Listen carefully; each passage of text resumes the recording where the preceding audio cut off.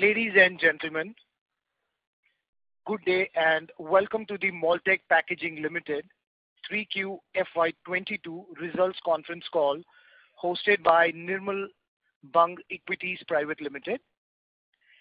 As a reminder, all participants' lines will be in a listen-only mode, and there will be an opportunity for you to ask questions after the presentation concludes.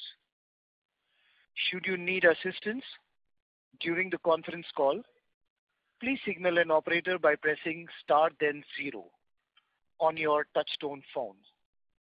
Please note that this conference is being recorded. I now hand over the call over to Mr. Abhishek Navalgund from Nirmal Bang Equities. Thank you, and over to you, sir. Thanks, Hemant, and good evening, everyone. On behalf of Nirmal Bang Institutional Equities, I welcome you all to this earnings conference call of Mold-Tek Packaging for 3Q FY22. We have with us Mr. Lakshman Rao, Chairman and Managing Director, and the entire finance team at Mold-Tek. Without further ado, I request Lakshman sir to start with his opening comments, post which we can open the floor for Q&A. Thank you, and over to you, sir. Good afternoon and welcome to the conference call of Q3 results of Mold-Tek Packaging. Thank you all for your interest in our company and its performance. I'm glad to inform you that in the Q3 the revenues are up by about 20% and PAT is up by 11%. And in the 9 months period, the PAT is up by 54% and revenues are up by 42%. This was the quarter again where the raw materials were ruling very high. In spite of that, the per kg EBITDA margin of the company could be maintained or rather little improved over the Q2. But compared to the Q3 of last year, there is a comfortable 18% up from 36.5 to almost 43.05. So that's a sizable improvement in the EBITDA per kg was achieved thanks to the robust growth in the food and FMCG sector products. So I'm also glad to inform you that the first order, commercial order for our QR coded IML packs has been received from a company which is manufacturing aqua products and nutraceuticals for aquaculture industry in the sizes of 1, 4, I think 5, 10 and 15 kg size packs, which are being produced and delivered to them in the month of February. So that's the beginning of bringing in digital packaging into the country. And many other lube and paint companies are also vying to introduce this, but owing to the COVID, they were not very actively functioning and taking trials and running trial lots in the market and filling trials on their filling lines were getting delayed. But this company being a local company and having very good outlook about traceability and controlling the counterfeit markets, they have adopted this technology, and I'm glad this will be the beginning of digital marketing of digital packaging of products in this country, again introduced for the first time by Mold-Tek. So as we go forward, I will take the question and answers to convey more information about the company prospects. Should I hand over back to the operator so that we can have questions one after the other? Thank you very much. We will now begin the question and answer session. Anyone who wishes to ask a question may press star and 1 on your touchtone telephone. If you wish to remove yourself from the question queue, you may press star and 2. Participants are requested to use handsets while asking a question. Ladies and gentlemen, we will wait for a moment while the question queue assembles.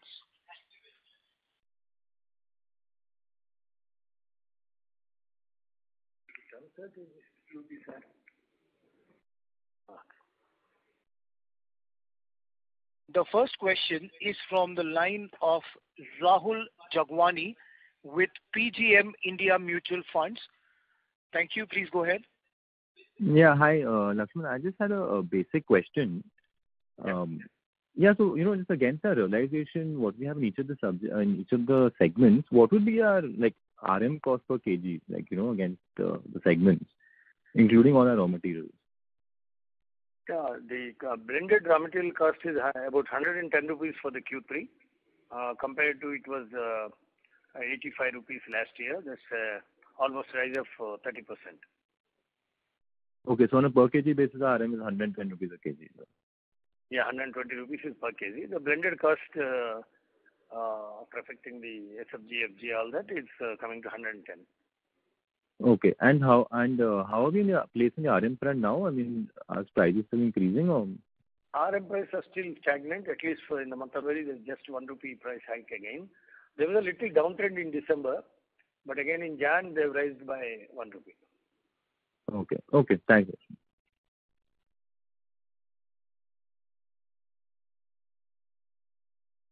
Thank you. The next question comes from Archana Gude with IDBI Capital. Thank you. Please go ahead. Yeah. So thank you for the opportunity, and I have 2-3 questions. So in the press release, it's mentioned that we have received some orders from Amul, PVR, etc. Can you throw some more light on for which products and what is the in terms of the value size?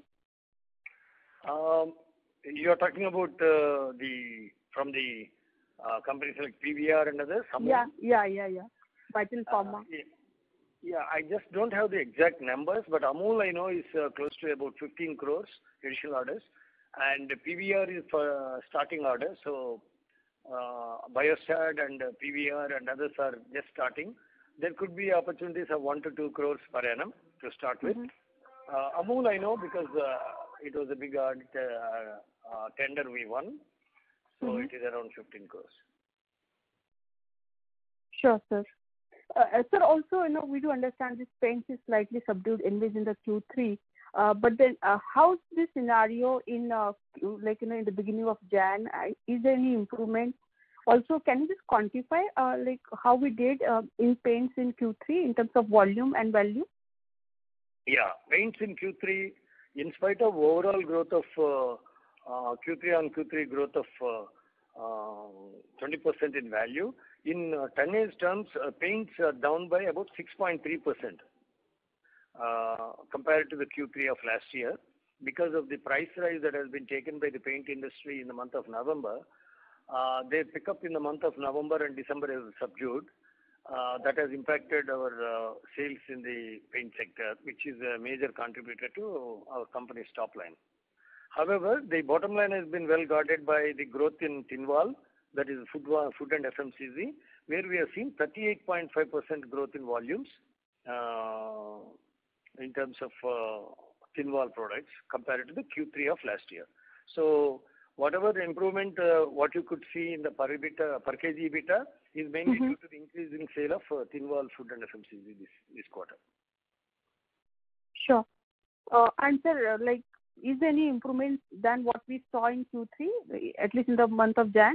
The Jan is almost over. In the month of Jan, yes, things are improving. Actually, if not Jan was similar to December, November, but forecast given by the major players of Asian Paints and other paint players is much better.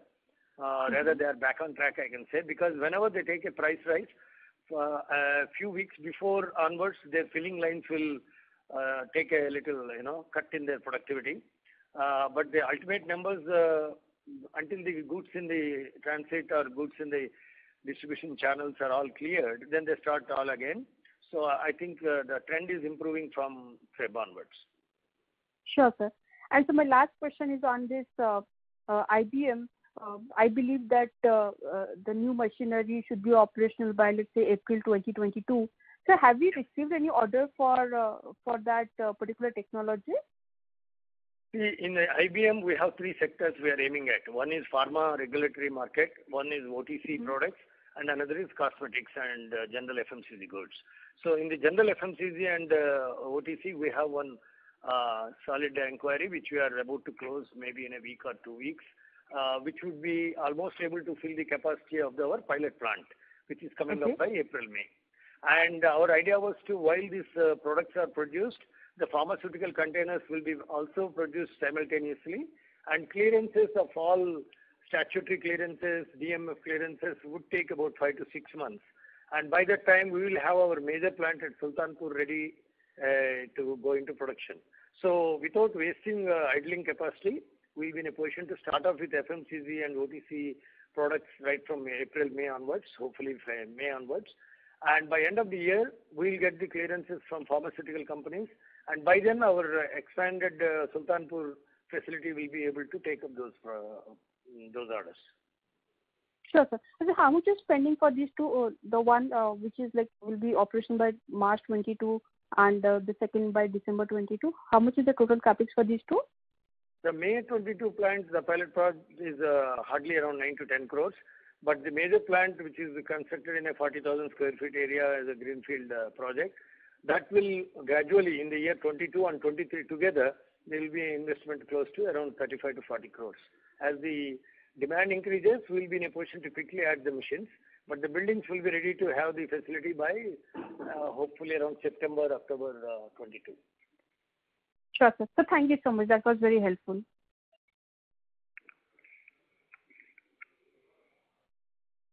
Thank you. The next question comes from the line of Rohit Reddy, investor. Please go ahead. Thank you. Yeah. Hi, everyone. My question is for Lakshman Garu. So this is regarding raw material. Did we ever consider collecting used plastic from secondary market and recycling it into fine pellets and use them in the making molds? The reason I'm asking is, recently I came across an article from Microsoft. They are recycling ocean plastic and making products like mold and all. Can we also consider something in these terms because of volatility in raw material prices and all? Rohit, your voice is not so clear. I understand you are asking about use of recycling material. Is it correct? Yes, sir. Yeah. Yes, recycling we material. actually, with the consent of some of our clients like Asian Paints and some of the FMCG clients, we are started using recycled material, which is completely cleaned and provided in a very clean and dust-free and hygienic manner. Of course, the material cost difference is not much, maybe 15-20%, but that material is so clean and segregated that we don't have any problems of processing. And slowly, companies who are very conscious about cutting down or making use of recyclability, they are slowly asking us to mix that material, which we have started using for the last few months. So recycling, now what it is, available recycling material now is way better than what it was a couple of years ago. And there are big plants which are having facilities that completely clean the plastic, remove the dust and also, any contamination, and provide, even they are claiming that their material is food grade. So I'm glad that the recycling industry in the country has improved a lot. Earlier, such kind of material was only available in Singapore or Thailand and such countries. Now it's available in India, and the process they adopted is very, very suitable for easier recycling in injection molding. So that process has started, and our company is foreheading this development also with companies like Asian Paints and other MNCs. Yeah, so I'm continuing into that. So are we buying those recycled plastic, or like are we only trying to create this from secondary market products? Like how are we doing it currently? No, there are recycling companies which have set up in different parts of the country, one in North and one in Daman area, and they are able to supply reprocessed, cleaned and regranulated material directly. So we don't do that process. The process is done by a third party who offer that material back to us. Back to us means to us, and then we use it in our compounding. Yeah. How much is the cost price difference, like a normal one and the recycled one? Like, does it make as I told you, much the of a cost difference is hardly 15%. But the idea is not only the cost difference, but also getting into the recycling, which is a point of concern for environmental angle. So some of the companies like Asian Paints and others who are very concerned, and like us, we are also concerned about controlling bringing in more recycling. So we are working closely with them to adopt this material. Yeah. Thank you, sir. That's it from me. Thank you. Again, if you have a question, please press star 1. The next question comes from Mrunal Shah with Axanoun Investments. Thank you. Please go ahead. Thank you for the opportunity, sir. I have 2 questions. First, can we have the EBITDA margins for all the category like IMN, non-IMN, and IBN? And second, can you throw some light on company's succession plan if we have any? Thank you. Yeah. See, coming to the EBITDA margins on a segment-wise, I may not able to provide right now, but the EBITDA margins of Tinwal food are the highest among all 4 sectors, that is paint, lube, square packs, and Tinwal packs. Probably if you send a mail, I'll ask my finance department to give you that breakup. But roughly, if you want, I can say that the paints EBITDA margins will be somewhere around 30 to 35 rupees per kg. Lubes also will fall in the same category. Square packs also fall similar to, maybe better, 35 to 40. And then Tinwal products, it's as high as 80 to 90 or even 80 to 100 rupees per kg. So the overall blended EBITDA is around 43. That is your answer to your first question. Coming to the succession plan, I'm very glad to inform you that you might have also interacted. My son Rana Pratap, who is from IIT Delhi and IIM Lucknow, has been in the company for the last 8 years. He and Mr. Sandeep, who is also son of our deputy man director, he's a MBA from Purdue and BTech from IIT, not IIT, REC Kurukshetra, and he's been in the company for the last 9 years now. He's completely looking after production planning and controlling and coordination, while Rana Pratap, who is my son, is taking care of marketing and new business development. And he is instrumental in actually getting into IBM and new product development. He brought in a lot of MNCs, especially Hindustan Levers, Procter & Gamble, GSK, are brought in after he has taken over the marketing the last couple of years. And they're also involved in project management, selection of the molds and the machinery. I think they're getting well groomed, and I'm confident they'll be in a position to succeed and take the company forward. Thank you. Thank you. The next question comes from Hitesh Tong with ICICI Direct. Please go ahead. Thank you for the opportunity, sir.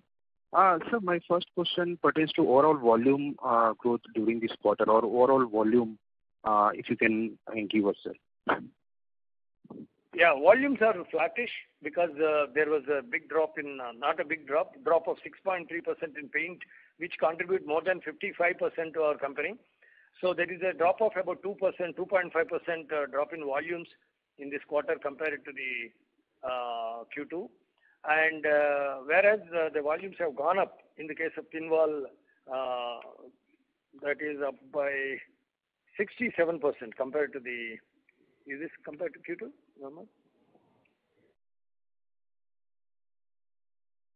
Or 12%, is it?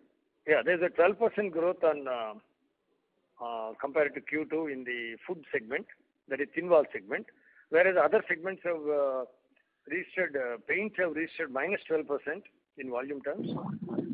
Lubes have registered positive, actually. They have gone up by 15%.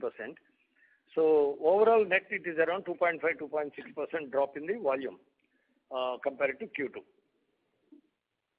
Okay.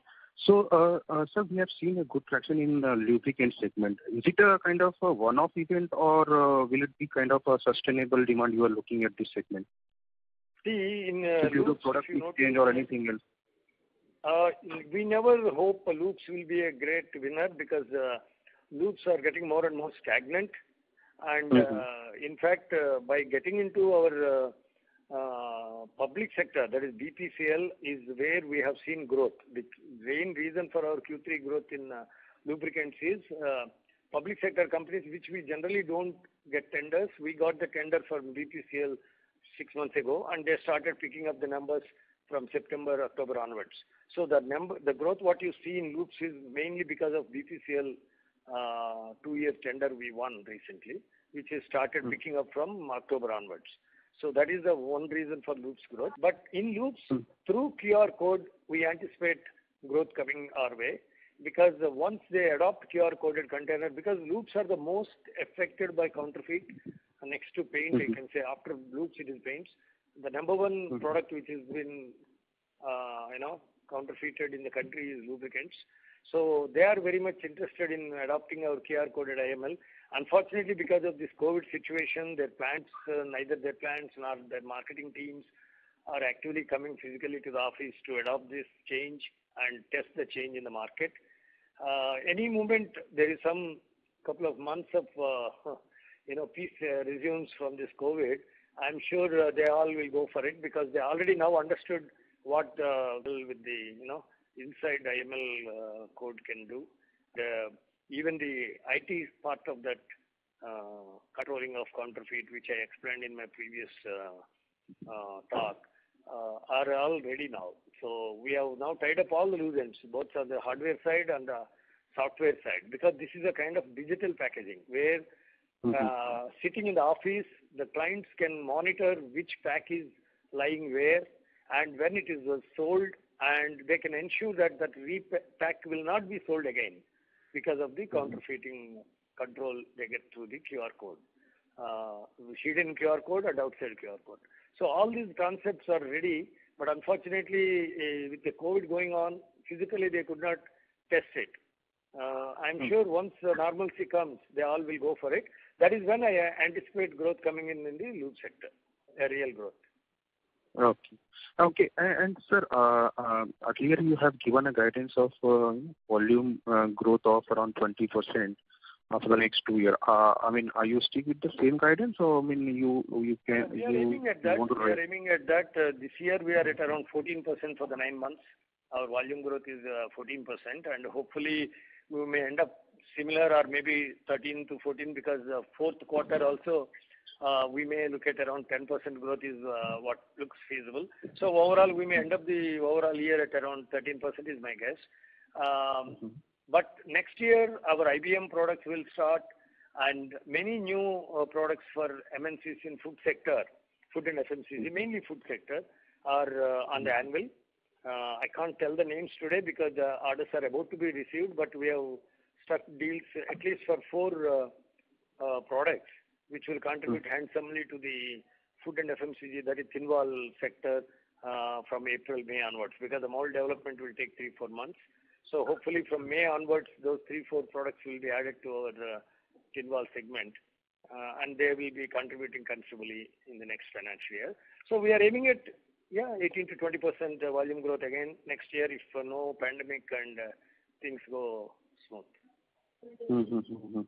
And sir, what was the pump revenue in this quarter, sir?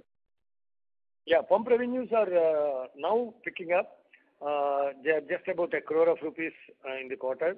But we have now got the clearance from Hindustan Levers just a few days ago, and supplies will start from next month for HUL. Ricket Benkazer and Himalaya, again, these 2 players are also impacted by COVID, some of them, and they could not visit for the final trials. So, but their corrections were done, and their models, every pump has a small minor dip in the caps on the outside actuator. So those corrections were made and submitted. So once that is cleared, Himalaya and Ricket Benkazer are also expected to add volumes. As I said, hopefully from April, there will be at least 100 to 150% improvement in the pump sales. Okay, good. And sir, my last question will be, recently we have done a QIP, and from that QIP, the promoter stake has reduced another 1% on a Q&Q basis. So, sir, is there any plan to increase the stake, or what is your take on that, sir? Yeah. See, you have correctly noticed that there is a drop in the promoters holding after the QIP. There are warrants which are getting converted in the month of April, May this year, 22, wherein promoter stake will come back to almost 33.7 to 34%. So we'll be back to the previous levels of 34% after the warrant conversion. Okay. Great, sir. Thank you from my side. If I have more questions, I will come on the queue, sir. Thank you. Okay. Thank you. The next question comes from Akshay Chheda with Canara Robeco AMC. Thank you. Yeah, so first question will be, sir, if I have to look at the EBITDA per kg, so last 4 quarters, I mean, it has been on the improving side only, I mean, 41.6 to 42.2 and then 42.5 and now 43. So but at the same time, even the RM was on the inflationary trend. So assuming that the RM stabilizes, then how should we see as a sustainable EBITDA per kg? I mean, this is the question before the pharma starts, because pharma will again have some positive impact on the EBITDA per kg. So just your comments on that. That will be my first question.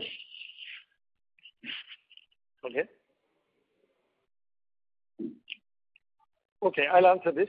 EBITDA increase is mainly due to the increased sale of our food and FMCG. In spite of drop in volumes of paint and overall quarter, why we could make a better EBITDA margin was there is a jump of 38% in tonnage wise compared to Q3 on Q3 in the segment of thin wall food and FMCG. So that is the main driver of our growth as of today. And pumps is a second segment which will add to higher EBITDA margin, as high as food and FMCG or maybe better. And as you correctly said, once we start pharmaceutical or even OTC products in IBM, that is maybe starting from May, June onwards, we will certainly have much higher EBITDA margins coming from those product range. So with the improved sales of thin wall, pumps, pharma and OTC product packaging, our EBITDA margins will gradually improve. How far it will go all depends upon the growth what we achieve. I am very confident on at least these 2 segments, that is thin wall, food and FMCG and pumps for the next year. Why I am saying IBM and other products may take little time, because the volumes in the beginning won't be really sizable to make an impact. But during the year or maybe second half or maybe in the year 23-24 onwards, you will see a IBM segment, that is pharma, OTC, cosmetics, also contributing to improving the EBITDA from the current levels. So while the next 1 year growth comes from thin wall and pumps, 23 to 24 EBITDA margin improvement per kg will come from IBM and their related products. Okay. And so second question will be if you can provide with the value and volume breakup between IML and non-IML for Q3. Volume, IML and non-IML is nowadays is getting stagnated, because whatever could change have changed. We are at around in tons wise 65.5% as against 62.5 last year. Mm-hmm. Okay. And the 9 months period, we are at same level, somewhere around 62.5%. 62, it becomes 62 now. So as I told you, that unless some of the existing screen printing brands shift to IML, overall IML growth is only coming through thin wall and food segment, which is 100% IML. So in the paint and lubes, there's still a stagnation in terms of increasing of IML adoption, but we may have some good news in the couple of months with some of the our paint and lube companies looking at IML through QR code or otherwise. Okay. Thank you, sir. Yeah, that's what from my side. Thank you. The next question comes from Vijay Karpe with Bryanston Investments. Please go ahead. Thank you for the opportunity. Am I audible? Yeah. Little low voice, but. Yeah. Thank you for the opportunity and happy new year to the entire team of Mold-Tek. My first question is, what is the capacity of the new which we are setting up for burger, and when will it start? And are we in talks with Grasim? Sorry? Are we in talks with Grasim for the paint division? Sorry, your voice is not clear. That's my question. Are we in talks with Grasim for their paint division? Jockey. Grasim Paint. Oh, Grasim. Aditya Birla Group. Yes. Yeah, the capacity for Berger plant at Lucknow will be decided in next few months, but the construction of the new plant will start only from middle of this year because they also deferred their production plans, I think, to the second half of this year. So by then we will be meeting their needs from our existing leased premises already set up near Kanpur. And at Sandoli, where we have taken land next to Berger plant, that plant will be constructed during the financial year 22-23, and that will be minimum of 2,500 tons capacity to start with. And your second question, we are in touch with ABG, but no confirmations of working with them as of now. We are working. Great. And what kind of volume growth do we see in FY23 and the capex for FY22 and FY23? Yeah, capex-wise, we have major plans in 22-23, wherein we have to complete our IBM major plant and Kanpur plant for Berger, and probably another new plant for a new client, and expansion of our Vizag and Mysore. So there will be considerable investment coming up in the year 22-23. Already started at Sultanpur with the construction of the building there. And the pilot plant at Unit 1 is nearing completion. So in the current year, we may end up with a 50 crore investment. Currently, already we did 36 crores. And about 11 crores of balance payables for the machineries that are ordered is already there. That means and construction at Sultanpur and other areas and molds will take the investment in the current year to around 55 crores. But I see next year it will be much more in the tune of 70 to 80 crores depending upon how the IBM product demand opens up. So for Kanpur, for the Berger, it is a capacity of 2,500 tons to start. Okay. And what kind of volume growth do we see for FY23? We are aiming at anywhere between 15 to 20%. Because in IBM and other products, we may not see sizable contributions, but as I told you, some of the major product wins we made in Kinwal recently, which will go into production from May onwards, might add considerable numbers in that sector again.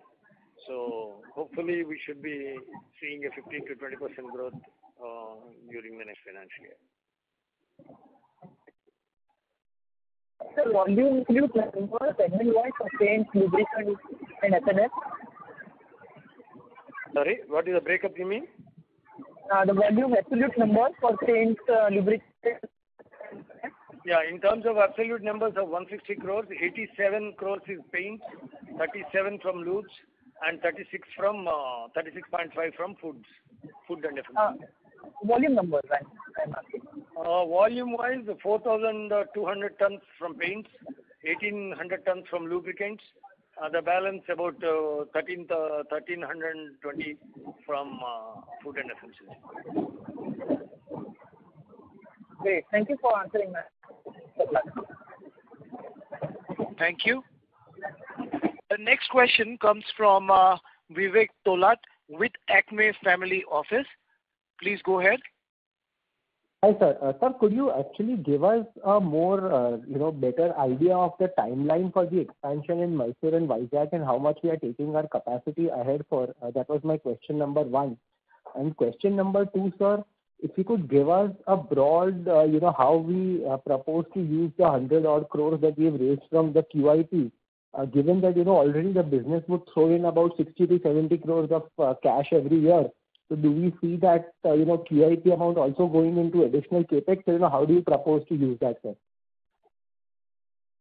See, in Mysore and Vizag, the expansion is already underway. The buildings are ready, and Asian Paints will be added as and when Asian Paints indicate their growth. And at Vizag, we are even planning some of the products manufacturing for Castrol Calcutta, which will be supplied directly from Vizag to Calcutta, which will save freight and time for supplies. So these two plants expansion might involve about 20 to 25 crores in the next 1.5 year.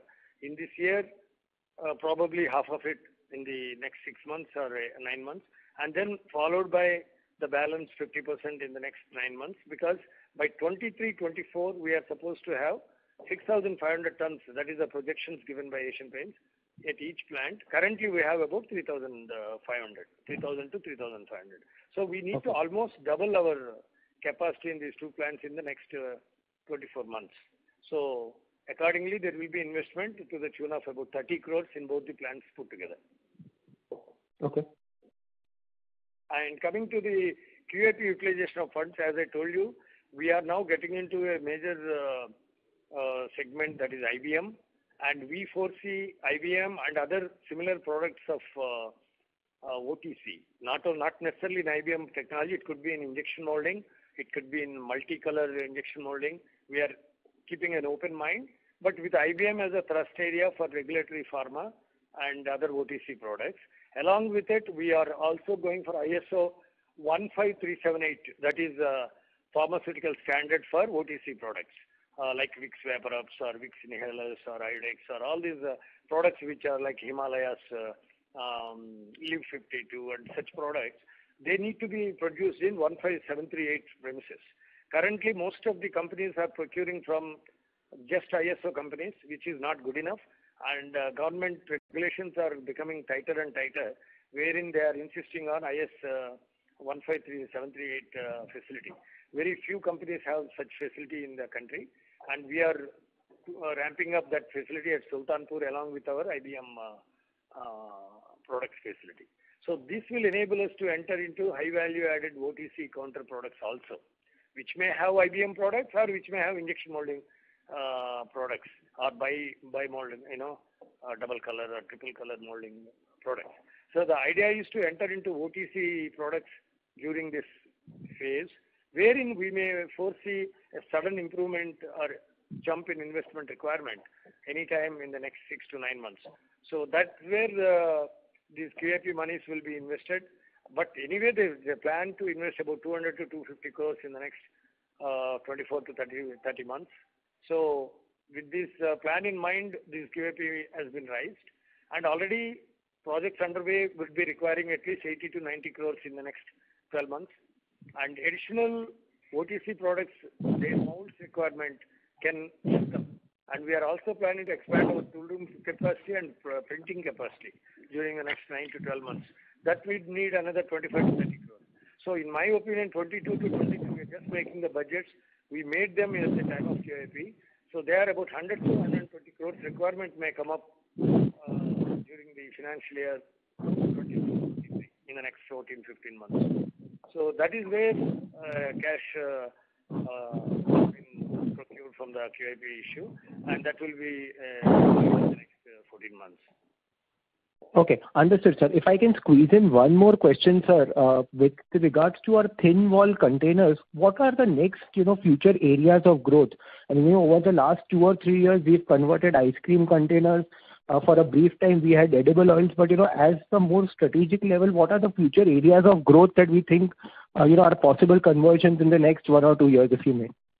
The nutraceuticals, beverages of nutraceuticals, you have jams, you have butter and cheese, you have dates, we have various FMCG products like detergents, children products.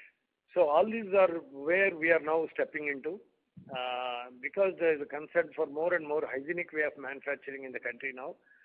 Not only it's been very late, I would say, because in many countries these kind of standards were practiced for quite some time. We are a little late to get into that in our country. But all the MNCs have now set up standards that going forward they will not make these products in ordinary conditions. They have to have IS 378 or FSS certified premises, or even DMF certified in case of regulatory pharma. So going forward, we see that these nutraceuticals, beverages for children or even patients, protein powders, jams and cheese and other products, where there are some Cheese and jam, there are some brands which have shifted, but not all. So these are the areas where we would be concentrating. There will be some exotic caps and closures which are requiring high-end technology. We are open to enter into those segments. So as we mentioned at the time of QIP, we are looking, not restricting ourselves to just containers and bottles. We are also open to look at value-added injection molded or IBM products. And we see a lot of opportunities. I can't convey some of them because they are at a drawing board stage, but definitely they will be value-adding in nature, higher value-adding in nature. Okay, thank you, sir. That's all from my end. Again, if you have a question, please press star and 1. Thank you. The next question comes from Krishna Yetapu, an investor. Please go ahead. Good evening, sir. Like high-tech in paints, do you see any large competition from food and FMCG space? See, definitely competition will be there in all segments. It's not that we are monopoly in even food and FMCG. There are a couple of players, as I said, caps and cones in the north, and a couple of players in the west are there for the last 5-6 years. But we have the best backward integrated facility, which any MNC or any volume business player will be looking at. Because having an IML robo or having a mold is not just enough to ensure trouble-free supplies. In injection molding, the machines, robos, they all work in very high temperatures, very high pressures, and they run 24/7. So they're all prone to maintenance, they're all prone to breakdowns. So a company like Mold-Tek, which makes its own molds, which makes its own robos, and even labels, is only capable of handling these maintenance breaks without the pain being felt. So that is why even today we are the single source supplier for some of the companies, even if they buy millions of components every month.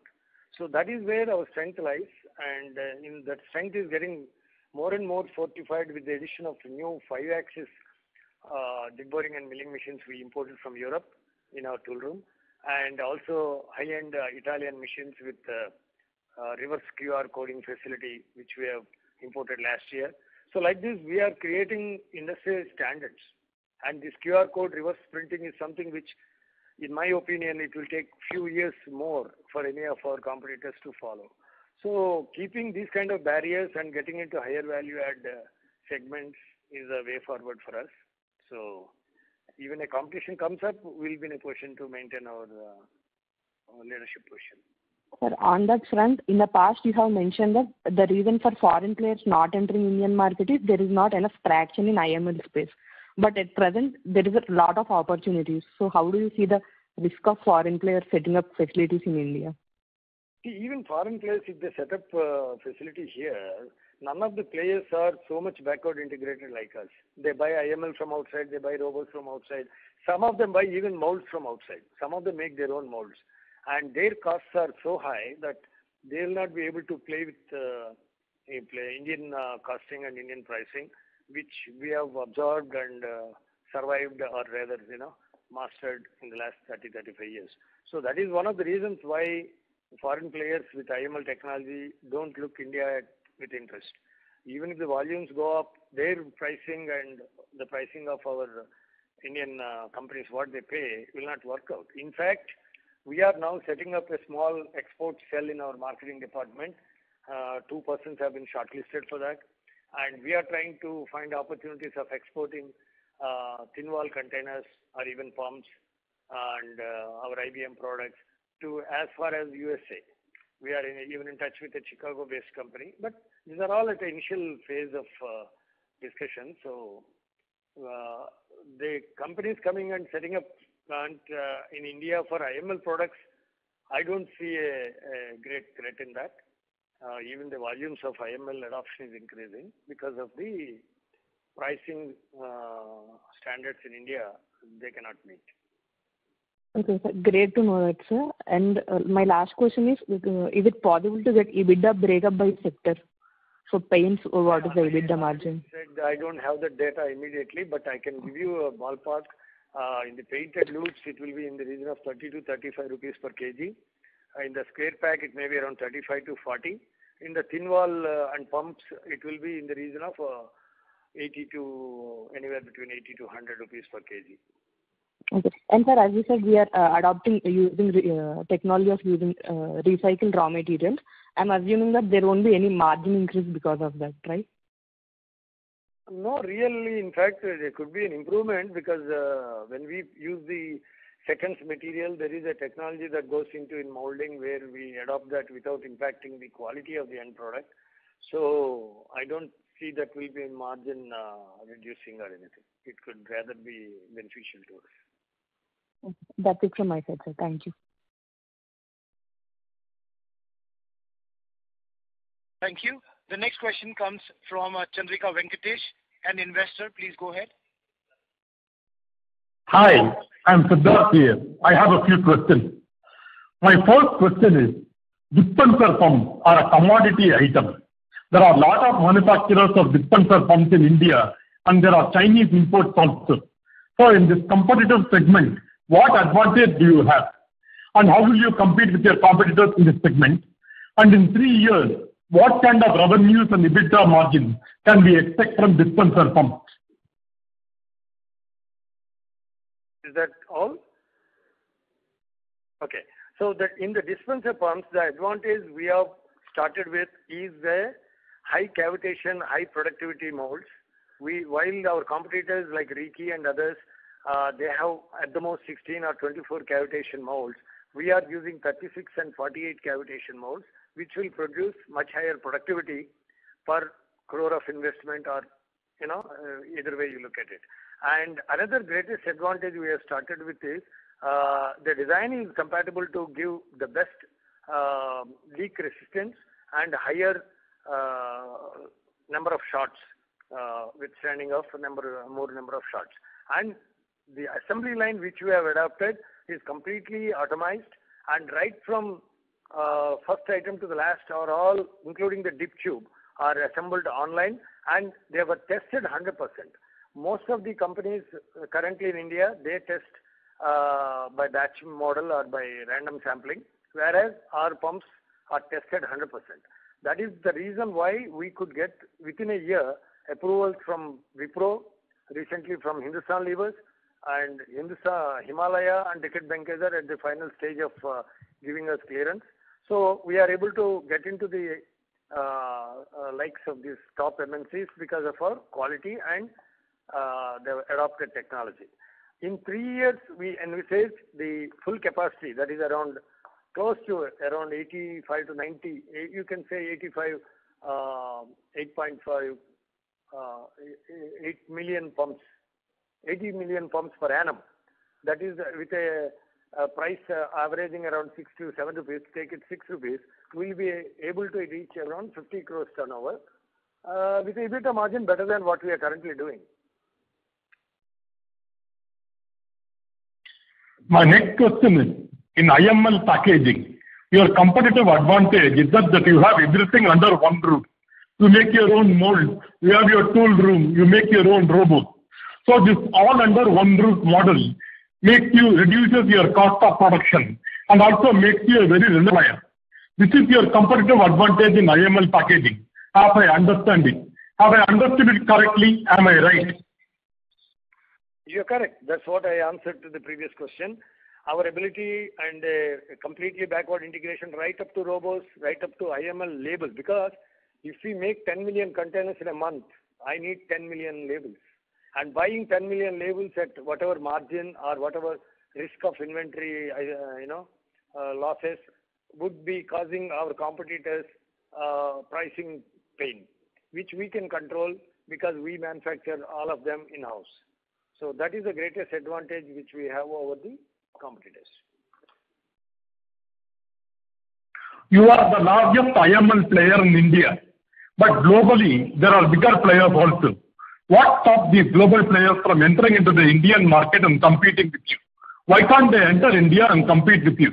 If they do that, how will you compete with them?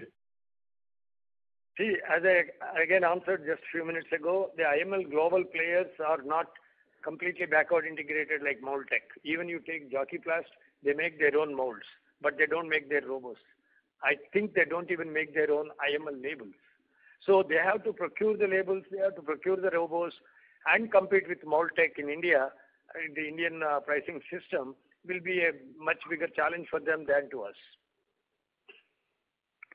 You answered it. Okay. In the IML business, you have two great growth drivers going ahead. One is food and FMCG taking to IML, and the other is paint companies taking to IML. These are your two great drivers for IML in the future. Am I right, or are there other drivers also? You are correct, but there is one more driver, that's QR coded IML, which we are introduced recently, which will also have a hidden QR code underneath the IML with a provision to tear it off at the time of sale. So that will provide complete anti-counterfeit for the many clients who are suffering from the anti-counterfeit and tampering in our country. So that QR coded IML is what is getting introduced now in the country. The first orders have been received from a aqua food nutraceutical manufacturing company, which is getting into the market in the month of February. And many lube companies are examining this, and they are about to enter into using this QR coded IML. So that is another area of our growth we envisage. Last question. Okay, just two questions. You are planning to enter the injection blow molding segment. Now that is again a very competitive segment with a lot of players already. What competitive advantage do you have in that segment? And within 3 years, what kind of revenues and EBITDA margins will you achieve in that segment? See, again, the same advantages, even in IBM, where we see our tool room, our strengths in molding and tool manufacturing and maintenance, and even robotics, where we are introducing IML capable machines, IML attachable machines we are getting from, we are importing. And these machines also will be having molds made by us in future, not in the first phase. First phase we are importing these molds, but ultimately we'll be making our own molds and even labels for IBM IML products. So this same advantage what we enjoy in injection molding, we want to replicate in IBM. And in IBM, there is competition, but there is not much of competition with backward integrated facilities. They are all standby operators with machines, molds, everything imported. And there we can again show how we can do better in productivity and profitability. Thank you. The next question comes from Karan Batelia with MSEC. Please go ahead. For the opportunity. Sir, like I understand, we see a clear 4 times asset turn on the pumps business model. So what kind of revenue assumptions we have for the QR code and IBM project? So can you help me with the total investment that we are doing as of now and the peak revenue potential for these 2 projects? For QR coded, the same EBITDA, asset turn is possible, like 3 to 3.5 maybe. But in the case of IBM, the value of the product is not so high. So probably it will be in the region of 2.5. But until we really get in and start manufacturing those products, I'm not able to exactly give you a picture. Right. And for us, the QR code keeping was somewhere around 50 crores, correct me if I'm wrong? Sorry? The total capex for the QR code was somewhere around 40 to 50 crores? No. For QR code, it's hardly 10 crores for the printing machine, which is again a versatile machine. It not only prints the QR code. If you don't want it, you just switch off that feature and it can be used for your regular IML. Right. Sir, and any updates with respect to the Zomato, Swiggy, container packs or something with PVR, Inox, anything material out there? PVR, we have a first orders for some of their products. Swiggy and Zomato are still on the wall. They are not yet decided. They have been in discussion with us for quite some time. But some of their major restaurants, they are pushing them to adopt our containers where the volumes are sizable. So indirectly, we are getting business of Zomato and Swiggy, but not a direct order from them. Right. Got it. And just one clarification, volume growth quarter on quarter is a decline of 2.5%, right? Yes. Actually, okay. Historically, our Q3 is always lower than Q2. Only last year it was an aberration because after the major COVID impact last year, the Q3 was better than Q2 last year. But typically, if you look at 18, 19 and 19, 20 also, our Q2 is, Q1 and Q2 are higher. Again, Q3 will be a dip and Q4 will be the best. Correct. That's what. Thank you for answering. That's it from mine. Thank you. The next question comes from Pulkit Singhal with Dalmus Capital Management. Please go ahead. The opportunity. Sir, you alluded to how backward integration allows you to be the lowest cost manufacturer for a pretty low price country. What is preventing us from therefore competing in a global landscape in a much more effective manner? What would be the challenges? Because you already have relationships with some large MNCs. Yes. See, the point here is trying and exporting from India is the way we want to go forward. And that's what I answered to in my previous questions, that we are looking at exports as a major opportunity hereafter because more and more smaller components, the China plus one concept is coming in the minds of Europeans and Americans. There are many more inquiries than there were before in terms of the small components like closures, like pharma bottles, or even thin-walled ice cream and other cheese and butter packs, which can go one into the other and thereby saving on transport cost and effective landed cost will be much lower than their local manufacturing cost. So having said that, the export itself is a good opportunity to drive, and having a limited bandwidth of management and I would say technical people, venturing into setting up plants outside may be a little too early for us. And because we had a bad experience with RAK, but that is not a correct example to take because at that time we are mainly moved there with Iran in mind for their paints business of lubricants and oils, which has boomeranged because of US sanctions. But anyway, the idea now is to explore those markets through exports from India. Right. Would it be fair to say that you have not explored this opportunity much before? Sorry, I'm not well aware of your historical. We have been down with local developmental work and not really concentrated on exports. And with the pandemic and concern about China being kept as a single source all these years, Americans and European companies are looking at India with more additional interest. And the inquiries what we are getting and the response we are getting from those companies is much overwhelming than what it was few years ago.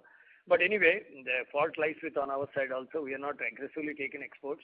But going forward, we are slowly creating a team which will focus on exports and which could be of better value add. Sure. And so in the global landscape, how much, I mean, for the products that you manufacture or that you can export out of India? Hello? Yeah. Yeah. How much does China contribute in terms of, the percentage requirement of the global demand for the products that you manufacture? Plenty. I would say more than 40% of US and European products, 30 to 40% of such products of injection molding, thin wall containers, pumps, closures and caps are procured from China. So even if 30 to 40%. Yeah. 30 to 40. And what could be the TAM, your target, addressable market for the products that you manufacture currently in your own assessment? I don't have exact figures for that. We are using Dun Bradstreet for some support in export data, but I don't have exact numbers as of today, but it's considerable. The numbers run into quite a few millions or close to $1 billion also. Right. So lastly, what competencies do you need to build? Like what action points do you have? And what could be the timeline to see this opportunity on exports that you could probably address? See, what are the advantages, what are the true requisites we already have for export?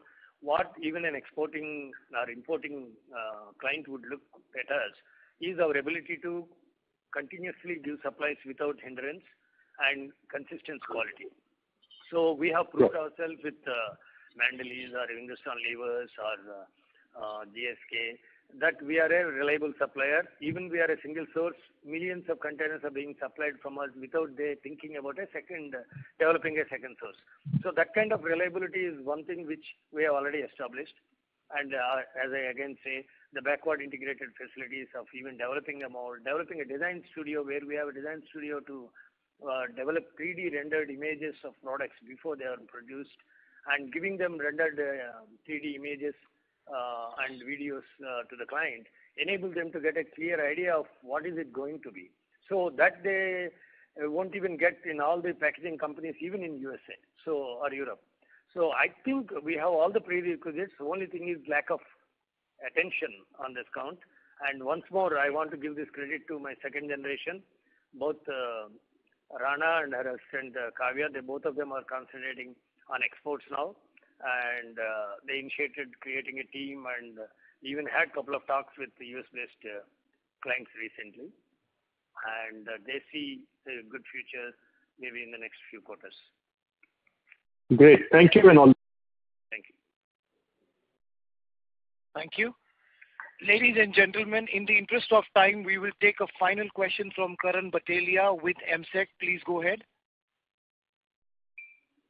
Just wanted to understand how is our working capital shaping up, given the fact that many of our clients are mid-size and small size.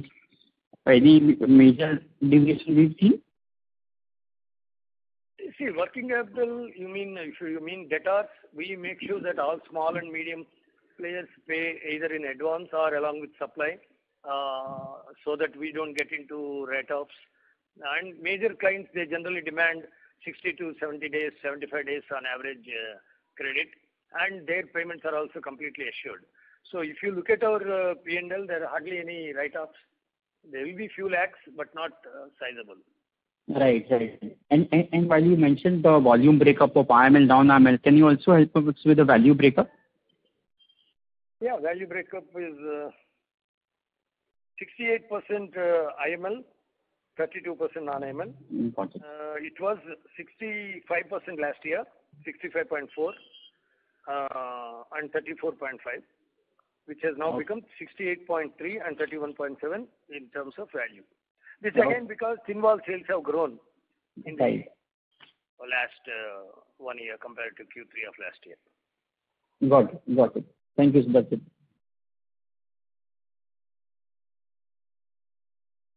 Thank you. That was the last question. I would now like to hand the conference over to Mr. Abhishek Navalgund from Nirmal Bang Equities for closing comments. Over to you, sir. Yeah, thank you, Lakshman sir, for taking all the questions, and thanks to all the participants for joining in. Now I would like to hand it over to Lakshman sir for his closing comments. Thank you, and over to you, sir. Thanks, Abhishek and Nirmal Bang for holding this conference, and thank you all the participants for your interest in our company and for actively participating in the questions and of course learning more about our company future plans. And I wish you all the best and take care. I think we are again in the wave of Omicron, but it's not so severe, thankfully. Hopefully there won't be any more variants and we all live peacefully after a couple of months at least. Wish you all the best and take care. Thank you. Thank you. On behalf of Nirmal Bang Equities, that concludes this conference. Thank you for joining us, and you may now disconnect your lines.